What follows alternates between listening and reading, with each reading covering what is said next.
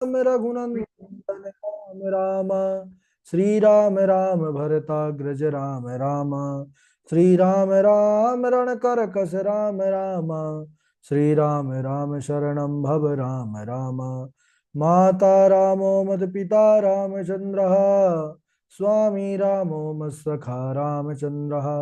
सर्वस्वं मे रामचंद्रो दयालुर्। नान्यं जाने नैव जाने न जाने। अंजनानंदनं वीरं जानकी शोकनाशनं। कपीसमक्षहन्तारं वन्दे लङ्काभयङ्करं। भक्ति भक्त भगवंत गुरु चतुर्नाम वपुएक। इनके पद वंदन किए नासत विघ्न अनेक। बोलिए श्री राघवेंद्र सरकार की जय। रामायण श्री राम कथा की जय। श्रीमद् गोस्वामी तुलसीदास जी महाराज की जय। परम मंगलमय परात्पर अखिलेश्वर अचिंत कल्याण गुणगण निधान सर्वेश्वर सर्वाधिपति श्रेष्ठ आचरणवान प्रजा के सुखदाता आनंद कंद श्री रामचंद्र कौशल्या आनंद वर्धन अवध नरेंद्र नंदन श्री रघुनंदन विदेह वनस जयंती जनक नरेंद्र नंदनी भास्वती जगदीश्वरी माँ सुनैना की आंखों की पुतलिका विदेह जा जनकाधिराज तनया जनक राज किशोरी वैदेही मैथिली श्री राम प्राण वल्लभा श्री जानकी जी। इन दोनों युगल सरकार के पावन चरण अरविंदों पर कोटशा नमन नतमस्तक वंदन एवं अभिनंदन।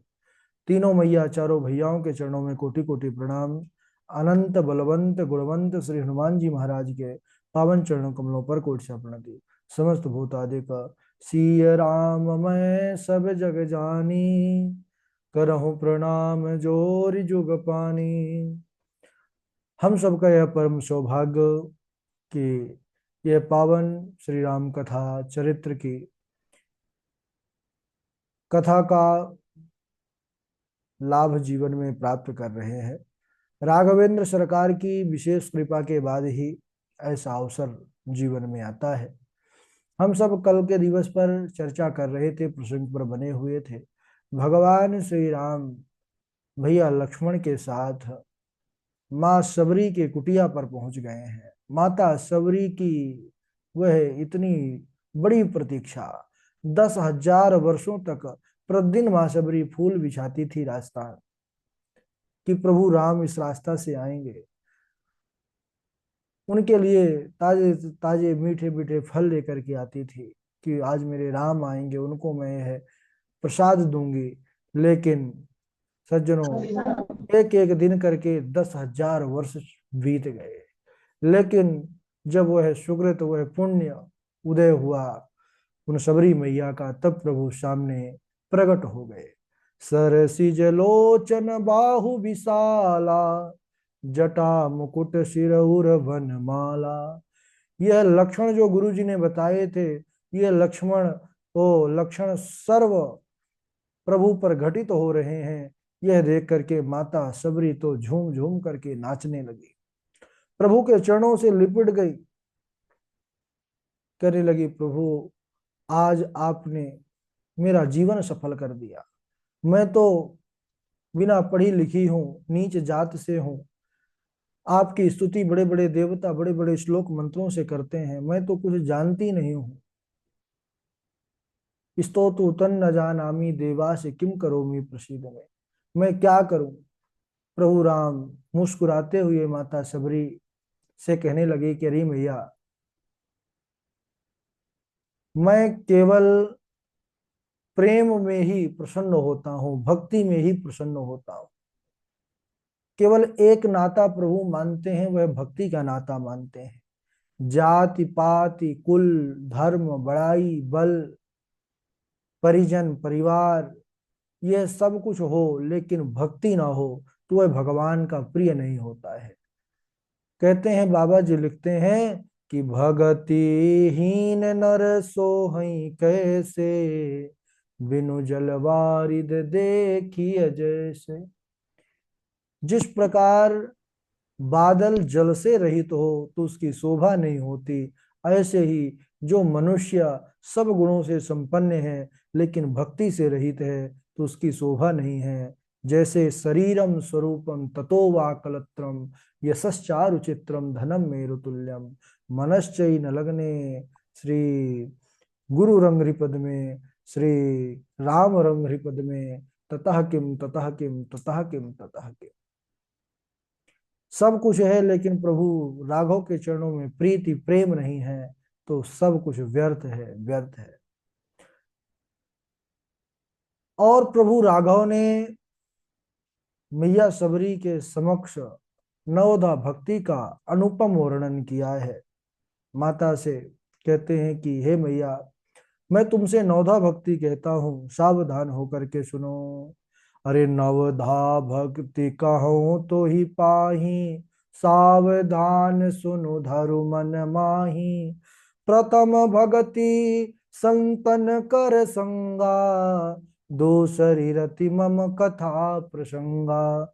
गुरुपद पंकज सेवा, तीसरी भक्ति अमान। चौथी भगति मम गुण गण, करई कपट तजिया। मंत्र जाप मम दृढ़ विश्वासा, पंचम भजन सुवेद प्रकाशा। छठ दम शील विरति बहु कर्मा, निरत निरंतर सज्जन धर्मा। अरे सातवो सम मोहि मय जग देखा, मोते संत अधिक कर लेखा। आठों जथा लाभ संतोषा, सपन्यु नहीं देखो पर दोषा। नवम सरल सब सन छल हीना, मम भरोसे हिया हर्ष न दीना। मम भरोसे हिया हर्ष न दीना। आहा, अनुपम नवदा भक्ति है, श्रेष्ठ भक्ति है। इसी का वर्णन आज सबरी माता की इस प्रतीक्षा से, इस भक्ति से, इस प्रेम से रीझ करके प्रभु ने कहा, मैया पहले जो प्रथम नंबर की भक्ति कही है भगवान ने, प्रथम भगति संतन कर संगा। प्रथम भक्ति है संतों का सत्संग, और दूसरी मेरे कथाओं में प्रेम होना, मेरी कथाओं का श्रवण। तीसरी भक्ति है प्रभु की अभिमान रहित होकर के गुरु चरण कमलों की सेवा। और चौथी भक्ति है छल कपट छोड़ करके प्रभु चरणों का गुणगान करना, राघव जी के सुंदर नाम का मंत्र का जाप करना, उनमें दृढ़ विश्वास होना। यह पांचवी भक्ति कही गई है। छठवीं भक्ति है इंद्रियों का निग्रह, अच्छा स्वभाव, अच्छा विचार, अच्छा चरित्र। यह छठवीं भक्ति है। सातवीं भक्ति है सिय राम मैं सब जग जानी। सातवीं भक्ति है जगत को समभाव से देखना, भगवतमय दृष्टि से देखना। और मोते अधिक संत कर लेखा, भगवान कहते हैं कि संतों को मुझसे भी अधिक मानो। और आठवीं भक्ति है जो कुछ मिल जाए उसी में संतोष हो, भगवान ने जितना दिया है पर्याप्त दिया है। और स्वप्न में भी दूसरों के दोषों को न देखना, यह आठवीं भक्ति। नौवीं भक्ति है सरल होना। सब कुछ सरल है सज्जनों, लेकिन यह एक कटु सत्य है कि सरल होना बड़ा कठिन है। गुणवान हुआ जा सकता है, श्रेष्ठ धनवान हुआ जा सकता है, रूपवान हुआ जा सकता है, लेकिन ये जो सरलवान है, सरल होना जीवन में, यह बड़ा कठिन है। यह परमात्मा की विशेष कृपा के बाद ही यह ऐसा गुण आ पाता है। तो यह नवमी भक्ति है, जीवन में सरलता आ जाना, कपट रहित हो जाना। इस प्रकार प्रभु श्री रामचंद्र जी अनुपम नवधा भक्ति का वर्णन किया है, सबरी माता को उपदेश दिया है। सबरी माता के आंखों से झरझर आंसुओं की धारा चल रही है। माता ऐसा प्रभु के मुख के वचनों से ऐसी अमृत धारा का पान करके मानो जन्म जन्म के प्यासे को आज अमृत रूपी पावन जल प्राप्त हो गया है। प्रभु मैया से, सबरी माता से पूछते हैं कि हे भामिनी, यदि आप जानकी का कुछ समाचार जानती हो तो कहो, हम दोनों उसे ही ढूंढ रहे हैं। माता सबरी ने कहा कि हे रघुनाथ जी, मेरे गुरुजी ने कहा था कि वह अपनी प्रिया को ढूंढते हुए प्रभु राम आएंगे, तब तुम उनको सुग्रीव तक का पता बतला देना। तो हे नाथ, आप पंपा नामक सरोवर को जाइए, वहां आपकी सुग्रीव के साथ मित्रता होगी, वही आपको आगे जानकी का पता बताएंगे। इस प्रकार सब कथा कह करके, भगवान के सुंदर स्वरूप का दर्शन करके माता शबरी प्रभु जाने लगे, बढ़ने लगे तो उनको रोक लेती है। कहती है, प्रभु आप सामने हैं, जीवन यह मृत्यु लोक है, जीवन का अंत तो स्वाभाविक है, एक दिन होना है, और मैं केवल प्रतीक्षा आपकी कर रही थी, नहीं मैं तो कब का इस लोक को छोड़ के चली जाती। गुरु जी ने कहा था राम आएंगे, प्रभु आज मैं कृतार्थ हो गई, लेकिन राम सामने हो और फिर इस प्राण को त्यागने का आनंद कुछ और ही है, कुछ देर और रुक जाइए, भगवान सम्मुख है। और धन्य है माता सबरी, प्रभु को निहारते निहारते, उनकी सामली सूरत को देखते देखते ही योगाग्नि के द्वारा अपने देह का त्याग की हैं। भगवान के सुंदर चरणों में उनके शरीर से दिव्य ज्योति निकली और समाहित हो गई। बोलिए भक्तवत्सल भगवान की जय। उस परम लोक को चली गई माता सबरी, यद गत्वा न निवर्तन्ते तद धाम परमम ममा, जहां से फिर कभी लौटना नहीं होता। ऐसी होनी चाहिए भक्ति। बंधु माताओं, भक्ति और विश्वास अगर हमारे अंदर है तो एक दिन परमात्मा की कृपा अवश्य होगी, यह नितांत सत्य है। एक बड़ा सुंदर प्रसंग आता है कि एक भक्त थे। जीवन में हम किसी भी स्थान पर, किसी भी परिस्थिति में रह सकते हैं, लेकिन यह परमात्मा का भजन हम अगर कर रहे हैं तो कहीं भी भगवान की कृपा किसी भी, जरूरी नहीं है उसके लिए घर त्यागना पड़ेगा, जरूरी नहीं है कि उसके लिए एक श्रेष्ठ वर्ण, ब्राह्मण, संत ऐसा हमको स्वरूप प्राप्त हो, जरूरी नहीं है कि हमको बहुत बड़ा कुल प्राप्त हो, जरूरी नहीं है कि बहुत बड़ा धनी परिवार हमको मिले। अरे भगवान की कृपा और भक्ति है ना, वह कब किस पर हो जाए। दया निधि न जाने कौन से गुण पर, दया निधि रीझ जाते हैं, यही सब सदग्रंथ कहते हैं, यही सब लोग गाते हैं। तो परमात्मा कब किस पर रीझ जाए, लेकिन रीझते कब हैं वह रीझते हैं भक्ति के द्वारा, वह रीझते हैं विश्वास के द्वारा, प्रेम के द्वारा। एक सज्जन थे, वह अपना जीवन यापन चने बेच करके किया करते थे। चना जो होता है ना, उसको तल करके और बाजार में उसी को बेच करके जो कुछ मिले उससे अपना परिवार पालते थे। लेकिन जीवन था उनका भक्ति में जीवन था, भक्त हृदय थे, तो उनको सेठ जी कम भगत जी ज्यादा लोग कहते थे। अब वह, उनका जीवन सुचारू रूप से चल रहा था। एक महात्मा जी जो थे, एक साधु वैरागी महात्मा, उनके पास बहुत से खोटे सिक्के थे। पूरी बाजार पर वह घूमते रहते थे, कहीं वह खोटा सिक्का सज्जनों चलता नहीं था। तो वह क्या किए कि घूमते घूमते एक बार वही सेठ जी दिखे। बड़ी भूख लगी थी जोरों की उन महात्मा जी को। तो वह भगत जी के पास गए, बोले चना मिलेगा? बोले हाँ मिलेंगे चने। और उन्होंने लिया और खोटे सिक्का जो उनके पास था थैली से निकाल करके दे दिया। भगत जी ने देखा कि अरे यह तो खोटा सिक्का है, लेकिन फिर स्वरूप का दर्शन किया, अरे यह तो संत है। पहला ये महात्मा वेश में है, दूसरा पहली बार आए हैं अतिथि रूप में, तो ना जाने किस भेष में नारायण मिल जाए। उन्होंने कहा चलो कोई बात नहीं, और उन्होंने उनको चना प्रसाद दिया। खोटा सिक्का जो कहीं नहीं चलता था, भगत जी के दुकान पर चल गया। अब तो महात्मा जी निश्चिंत तो हो गए भोजन को लेकर के, भजन करते रहते, और जब भूख लगती तो खोटा सिक्का निकालते, भागे भागे आते और भगत जी को देते और चना प्रसाद लेकर के पाते, फिर भजन करते। मस्ती से दिन गुजरने लगे। लेकिन इधर यह बात धीरे धीरे पूरे नगर में, शहर में, बाजार में फैल गई कि अरे वह जो है वह खोटे सिक्के चलाता है। और सारे जितने भी वहां के सेठ जन थे, उन सब ने उनसे विरोध मान लिया कि अरे यह खोटे सिक्के चला करके हमारी बाजार खराब कर रहा है। तो सब ने उनको उधार देना भी बंद कर दिया। अब धीरे धीरे खोटे सिक्के जमा हो रहे थे, पैसा आ नहीं रहा था। अब भाई घर गृहस्थी के लिए कुछ आधार भी होना चाहिए।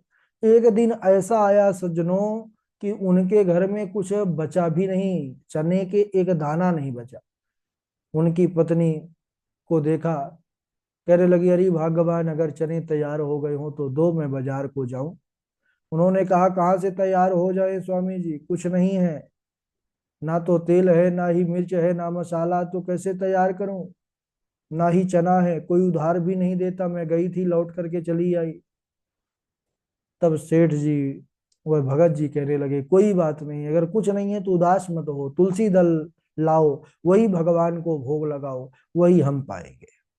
धन्य है ऐसा जीवन, गृहस्थ होकर के भी ऐसा जीवन कैसा, जो महाराज अच्छे अच्छे वैरागियों को भी अचंभित कर दे। जब वह तुलसी दल का सेवन करने लगे, उसी समय परमात्मा की एक दिव्य आकाशवाणी हुई। उन्होंने कहा कि अरे, क्या तुम यह नहीं जानते थे कि यह खोटे सिक्के हैं, और कहीं तुमने उस धोखे से तो खोटे सिक्के नहीं चला लिए। इस प्रकार आकाशवाणी हुई। आकाशवाणी जब हुई तो भगत जी कहने लगे नहीं नहीं, मुझे पता था कि यह खोटा सिक्का है, फिर भी मैं जान बूझ करके इसको चलाया हूं। तो आकाशवाणी ने कहा कि भाई क्यों चलाए, तुम जब जानते थे कि यह खोटा सिक्का, ये चलेगा नहीं, इससे मेरा घाटा है, तो क्यों चलाए। तो उन सेठ जी की आंखों में अश्रु बिंद निकल आए, कहने लगे कि हे प्रभु, मुझे पता है, जैसे इस संसार में खोटा सिक्का नहीं चलता, वैसे आपके यहाँ भी खोटा सिक्का नहीं चलता, वहां भी खोटे सिक्के नहीं चलते। और प्रभु, मैं भी वही एक खोटा सिक्का हूं। मैं इस खोटे सिक्कों को इसीलिए चला दिया कि क्या पता जब मैं आपके यहाँ आऊं तो आपकी भी दृष्टि हम जैसे खोटे सिक्कों पर पड़ जाए और मैं भी वहां चल जाऊं। इस प्रकार मैं अगर चल जाऊंगा तो मेरा जीवन सार्थक हो जाएगा। यह जो है भाव सुनते ही परमात्मा रीझ गए और प्रसन्न होकर के प्रत्यक्ष रूप में दर्शन दिया उन सेठ जी को। बोले कि तुम्हें जो चाहिए वह वरदान मांग लो, लेकिन भक्त भक्त को कुछ नहीं चाहिए। अगर उसको चाहिए होता तो सब छोड़ करके भगवान के चरणों में ऐसी प्रीति नहीं करता। उन्होंने कहा प्रभु, बस केवल आपके चरणों की भक्ति चाहिए। भगवान प्रसन्न होकर के उनको आशीर्वाद दिया। तो सच मायने में हम सब जो है वह खोटे सिक्के ही हैं सज्जनों।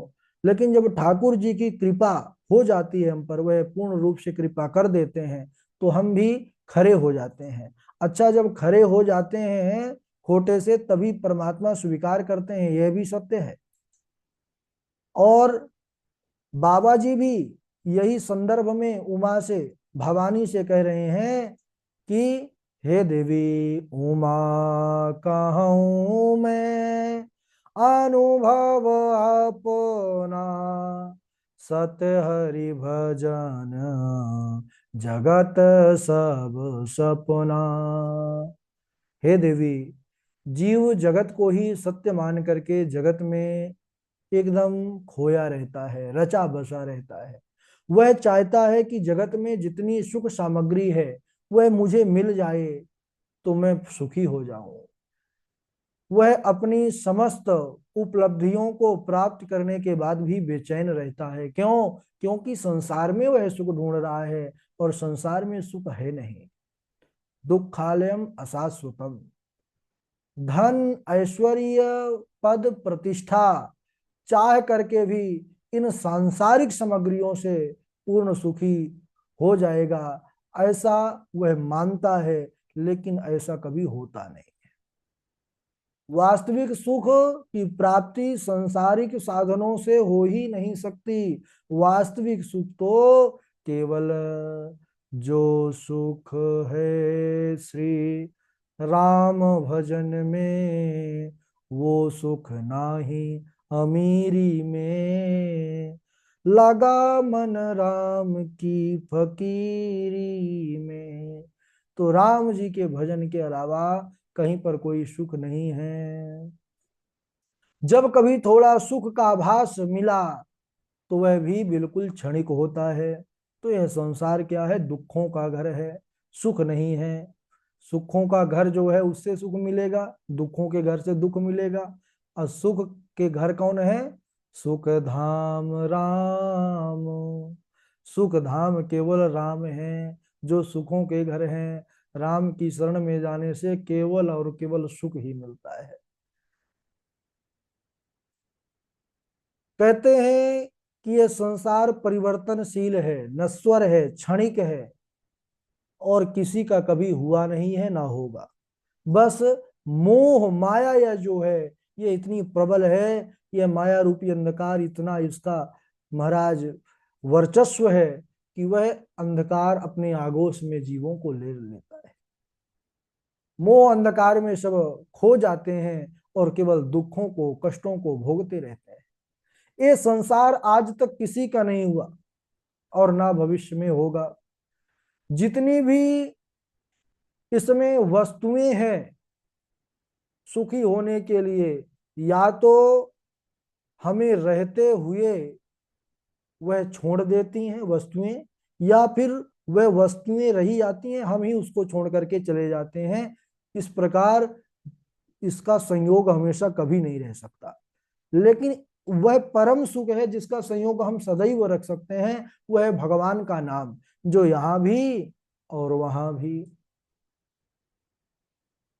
जिस प्रकार स्वप्न में देखी हुई वस्तु उस समय सत्य प्रतीत होती है, हम सपना देखते हैं ना, तो वैसे ही कष्ट होता है, दुख होता है, वैसे ही हम बेचैन होते हैं, वैसे ही हम सुखी होते हैं। लेकिन अचानक से कोई जो है हल्ला कर दिया, नींद खुल गई, अचानक से खुल गई, तो सोचते हैं अरे वह तो कुछ था ही नहीं, वो दूसरी दुनिया कहाँ से आ गई, हम तो यहीं पड़े हैं। तो ऐसे ही है संसार भी है सज्जनों। जब मृत्यु होती है तब पता चलता है, सब कुछ हाथों से अपने आंखों से देखते हुए जब छोड़ता जाता है जीव, तब उसको लगता है कि अरे ये तो स्वप्न था। लेकिन उस प्रकार करनी नहीं बनाने पर फिर वह जो है केवल दुखों को ही भोगता है। यही बात संसार के साथ है, और हम सभी मोह रात्रि में सोए हुए हैं। बाबा जी लिखते हैं इस विषय को कि मोह निशा सब सोह निहारा, देख ही सपन अनेक प्रकारा, जान ही तब ही जीव जग जागा, जब सब विषय विलास विरागा।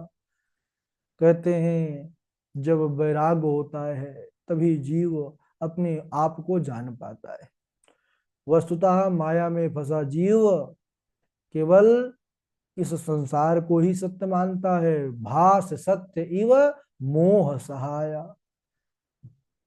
माया के वशीभूत होने के कारण इस संसार को वह सत्य मानता है, अंधकार में भटकता रहता है। माया का प्रभाव ही ऐसा है कि ठीक ठीक उसको फिर दिशा नहीं प्राप्त हो पाती। वह तो केवल प्रभु चरणों की कृपा से, सत्संग की कृपा से, साधु महात्मा और गुरु की कृपा से ही प्राप्त होती है सज्जनों। और कहते हैं कि उस संसार पर फिर जब परमात्मा के चरणों का सहारा नहीं होगा तो संसार में जैसे दलदल में कोई फंस गया तो फिर फंसता ही चला जाता है। ऐसे ही संसार है महाराज। संसार जड़ है, माया भी जड़ है, लेकिन हम जीव चेतन है। क्योंकि क्यों? हम चेतन स्वरूप के ही ईश्वर अंश, जीव अविनाशी उसके अंश हैं। लेकिन जब जड़ और चेतन का संयोग हो जाता है तब चेतन भी जड़वत हो जाता है। तो हमारी भी वही स्थिति है संसार में कि हम भी जो जड़वत है संसार, उसमें इतना खो गए हैं कि हम चेतन होते हुए भी जड़वत हो गए हैं महाराज। अपने असली स्वरूप को भूल गए हैं, परमात्मा को भूल गए हैं और अपने को शरीर मान करके शरीर ही मान चुके हैं। अब शरीर तक ही कोई विरला ही है जो अपने आप को आत्मा ब्रह्म चिंतन के रूप में मानता है। बाकी शरीर है और संसार है, और यही सी शरीर संसार चल रहा है। पुनरपि जननम पुनरपि मरणम पुनरपि जननी जठरे शयनम, कुकर शुकर आदि अन्य योनियों में कष्टों को भोगता हुआ और अनेक प्रकार के दुखों को सहता हुआ वह इसी प्रकार सतत जो है उसी क्रिया पर, उसी चक्रवत भ्रमण पर पड़ा हुआ है। उस चक्रवत भ्रमण से अगर बचना है, उससे मुक्ति प्राप्त करना है, तो चक्रकर्ता भगवान राम की शरण लेना पड़ेगा। चलिए, बड़ा बढ़िया प्रसंग है। इसके बाद हम आगे किस प्रकार हनुमान जी का आएगा प्रसंग भैया, बड़ा अनुपम प्रसंग है, उसको हम सुनेंगे। आज यहीं तक। बोलिए राघवेंद्र सरकार की जय। बारी बारी से आप लोग चौपाई सुनाएंगे। सर्वप्रथम चमन लाल भारद्वाज जी सुनाएंगे, उसके बाद संजीव जी, नेहा जी, जय जी, पावनी जी और पूर्वी जी, रशिका जी, तनु शर्मा जी। चलिए प्रारंभ करिए चमन लाल भारद्वाज जी। प्रणाम गुरुजी। आश्रम देखी जानकी ना, भय विकल जस प्राकृत दीना। एक खग मृग है मधुकर श्रेणी, तुम देखी सीता मृग नैनी। आगे परागिध पति देखा, सुमिरत राम चरण दीन रेखा। ठीक है, चलिए आगे राधे सुनाइए। राधे गुरु जी, श्री हरिवार। राधे राधे। एक निमेष बरस समझाई, एहि विधि भरत नगर नियर आई। असगुन होहि नगर पैठारा, रटहि कुभाति कुघेत करारा। तात तात हाँ तात पुकारी, पर भूमि तल व्याकुल भारी। चलत न देखन पायहु तोहि, तात न राम ही सौंपहु मोहि। राधे राधे गुरु। राधे राधे गुरु जी। जी सुनाइए। भगत जोगी सुनी अति सुख पावा, लक्ष्मण प्रभु चरण ही सिर नावा। मोरे सब एक तुम स्वामी, दीन बंधु अंतर्यामी। सूप नखा रावण की बहनी, दुष्ट हृदय दारुण जस अहनी। पंचवटी सो गई एक बारा, देख विकल भई जुगल कुमारा। तुम सम पुरुष नमो सम नारी, यह सजोग विधि रचा विचारी।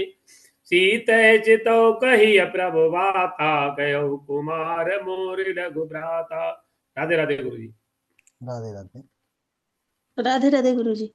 राधे राधे। सुनि गुरु बचन चरण सिरुनावा, हर सुबिसाधु न कुछ उर आवा। ठाई भय बिन